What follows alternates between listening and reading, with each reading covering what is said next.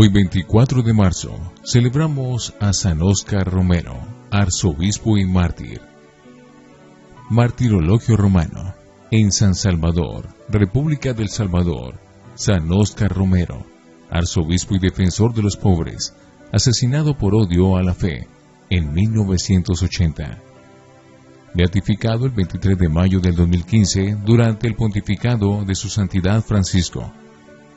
Canonización 14 de octubre del 2018 por el Papa Francisco.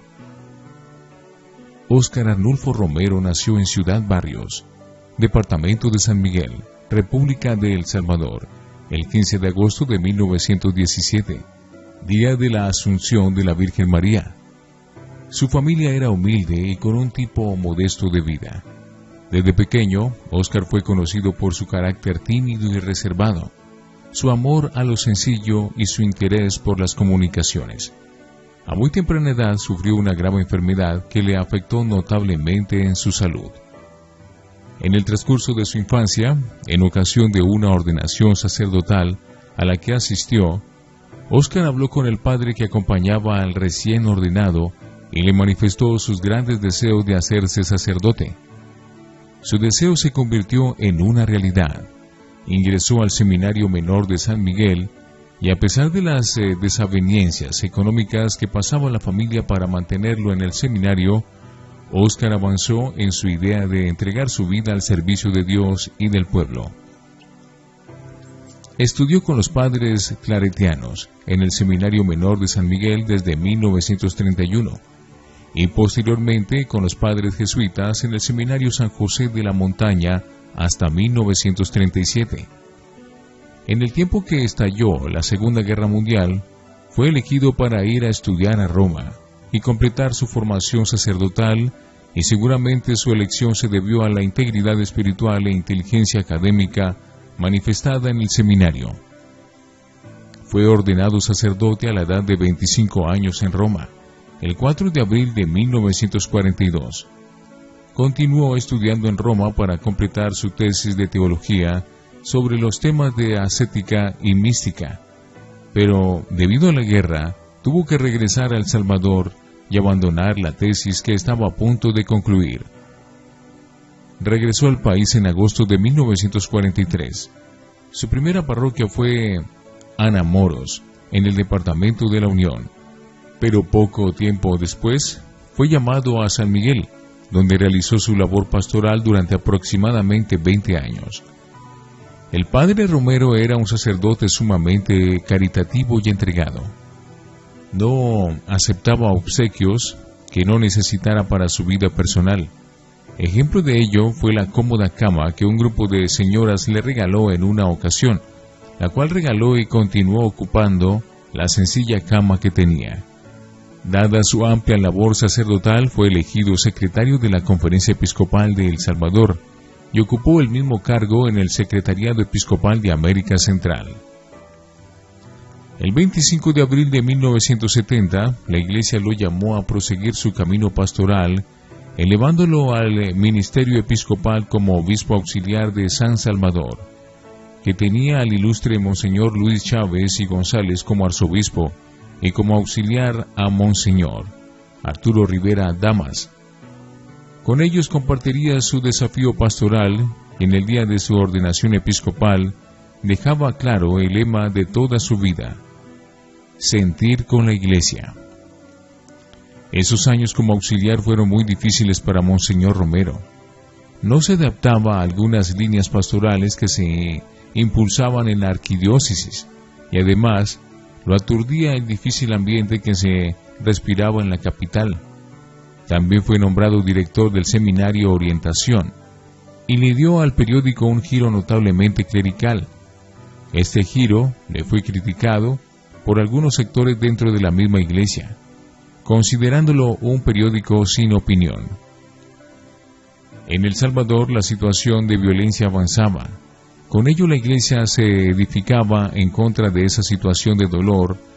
Por tal motivo la persecución a la Iglesia en todos sus sentidos comenzó a cobrar vida.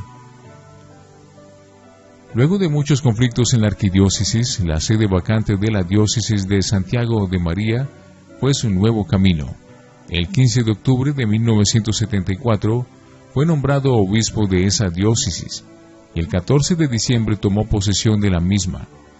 Monseñor Romero se hizo cargo de la diócesis más joven de El Salvador en ese tiempo. En junio de 1975 se produjo el suceso de las Tres Calles, donde un grupo de campesinos que regresaban de un acto litúrgico fue asesinado sin compasión alguna, incluso a criaturas inocentes. El informe oficial hablaba de supuestos subversivos que estaban armados. Las armas no eran más que las Biblias que los campesinos portaban bajo sus brazos. En ese momento los sacerdotes de la diócesis, sobre todo los jóvenes, pidieron a Monseñor Romero que hiciera una denuncia pública sobre el hecho, en que acusara a las autoridades militares del siniestro. Monseñor Romero no había comprendido que detrás de las autoridades civiles y militares, detrás del mismo presidente de la República, Arturo Armando Molina, que era su enemigo personal, había una estructura de terror que eliminaba de su paso a todo lo que pareciera atentar los intereses de la patria, que no eran más que los intereses de los sectores pudientes de la nación. Monseñor Romero creía ilusamente en el gobierno. Este era su grave error. Poco a poco comenzó a enfrentarse a la dura realidad de la injusticia social. Los amigos ricos que tenía eran los mismos que negaban un salario justo a los campesinos. Esto le empezó a incomodar. La situación de miseria estaba llegando muy lejos como para quedarse esperando a una solución de los demás. La situación se agudizó y las relaciones entre el pueblo y el gobierno se fueron agrietando. En medio de ese ambiente de injusticia, violencia y temor, Monseñor Romero fue nombrado arzobispo de San Salvador el 3 de febrero de 1977 y tomó posesión el 22 del mismo mes, en una ceremonia muy sencilla. Tenía 59 años y su nombramiento fue para muchos una gran sorpresa. El seguro candidato a la arquidiócesis era el auxiliar por más de 18 años en la misma, Monseñor Arturo Rivera Damas. La lógica de Dios desconcierta a los hombres. El 12 de marzo de 1977 se dio la triste noticia del asesinato del padre Rutilio Grande, un sacerdote amplio, consciente, activo y sobre todo comprometido con la fe de su pueblo. La muerte de un amigo duele. Rutilio fue un buen amigo para Monseñor Romero y su muerte le dolió mucho. Un mártir dio vida a otro mártir. Su opción comenzó a dar frutos en la arquidiócesis. El clero se unió en torno al arzobispo. Los fieles sintieron el llamado y la protección de una iglesia que les pertenecía. La fe de los hombres se volvió en el arma que desafiaría a los cobardes con las armas del terror. La situación se complicó cada vez más. Un nuevo fraude electoral impulsó al general Carlos Humberto Romero para la presidencia. Una protesta generalizada se dejó escuchar en todo el ambiente. En el transcurso de su ministerio arzobispal, Monseñor Romero se convirtió en un implacable protector de la dignidad de los seres humanos, sobre todo de los más desposeídos. Esto lo llevaba a emprender una actitud de denuncia contra la violencia y sobre todo a enfrentar cara a cara a los regímenes del mal. Sus homilías se convirtieron en una cita obligatoria de todo el país cada domingo. Desde el púlpito iluminaba a la luz del Evangelio los acontecimientos del país y ofrecía rayos de esperanza para cambiar esa estructura de terror.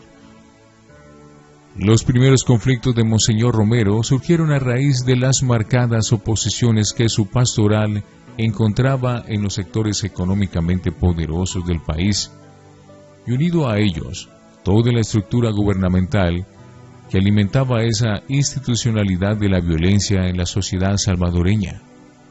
Sumado a ello, el descontento de las nacientes organizaciones político-militares de izquierda, quienes fueron duramente criticadas por Monseñor Romero en varias ocasiones por sus actitudes de idolatrización y su empeño de conducir al país hacia una revolución. A raíz de su actitud de denuncia, Monseñor Romero comenzó a sufrir una campaña extremadamente agobiante contra su ministerio arzobispal.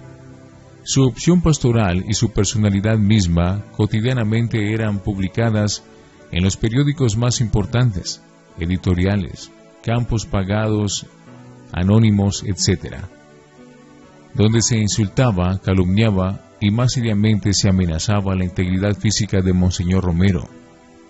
La iglesia perseguida en El Salvador se convirtió en signo de vida y martirio en el pueblo de Dios.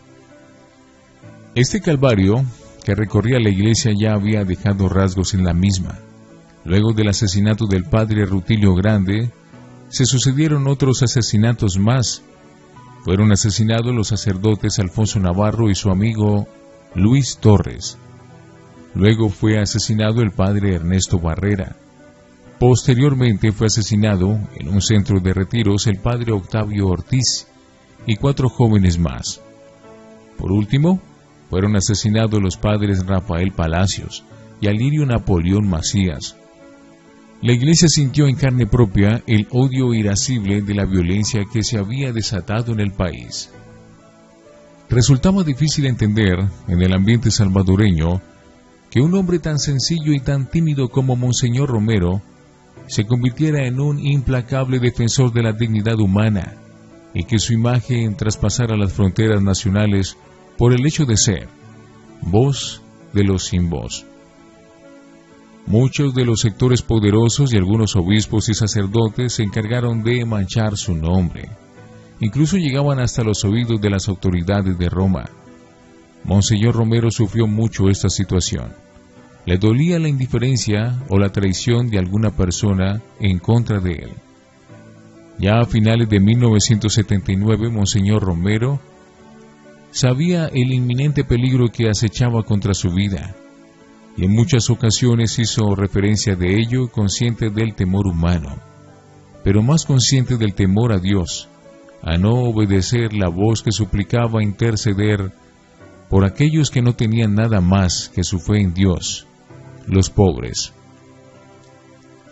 Uno de los hechos que comprobó el inminente peligro que acechaba sobre la vida de Monseñor Romero fue el frustrado atentado dinamitero en la Basílica del Sagrado Corazón de Jesús en febrero de 1980, el cual hubiera acabado con la vida de Monseñor Romero y muchos fieles que se encontraban en el recinto de dicha basílica. El domingo 23 de marzo de 1980, Monseñor Romero pronunció su última homilía, la cual fue considerada por algunos como su sentencia de muerte debido a la dureza de su denuncia. En nombre de Dios y de este pueblo sufrido, les pido, les ruego, les ordeno en nombre de Dios, cese la represión. El 24 de marzo de 1980, Monseñor Óscar Arnulfo Romero Galdamés fue asesinado de un certero disparo, aproximadamente a las 6:25 de la noche, mientras oficiaba la Eucaristía en la capilla del Hospital La Divina Providencia, exactamente al momento de preparar la mesa para recibir el cuerpo de Jesús. Fue enterrado el 30 de marzo y sus funerales fueron una manifestación popular de compañía. Sus queridos campesinos, las viejecitas de los cantones, los obreros de la ciudad, algunas familias adineradas que también lo querían, estaban frente a la catedral para darle el último adiós, prometiéndole que nunca lo iban a olvidar. Raramente el pueblo se reúne para darle el adiós a alguien, pero él era su padre, quien los cuidaba, quien los quería. Todos querían verlo por última vez. 3 años de fructífera labor arzobispal habían terminado por una eternidad de fe, fortaleza y confianza en un hombre bueno como lo fue Monseñor Romero. Habían comenzado el símbolo de la unidad de los pobres y la defensa de la vida en medio de una situación de dolor había nacido. En 1994, su sucesor en la arquidiócesis de San Salvador, Monseñor Arturo Rivera y Damas, inició su proceso de beatificación. En el año 2000, la Congregación para la Doctrina de la Fe comenzó el estudio de todos los discursos de Romero.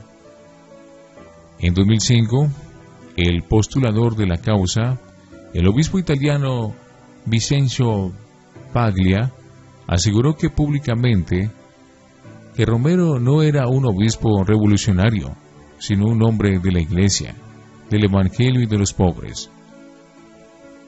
La mañana del 3 de febrero del 2015, Su Santidad el Papa Francisco recibió en audiencia al cardenal Angelo Amato, prefecto de la Congregación para las Causas de los Santos, y autorizó a ese dicasterio a promulgar, entre otros, el decreto de martirio del siervo de Dios Óscar Arnulfo Romero y Galdamés, arzobispo de San Salvador, El Salvador, reconociendo así, de manera oficial, que su asesinato fue por odio a la fe.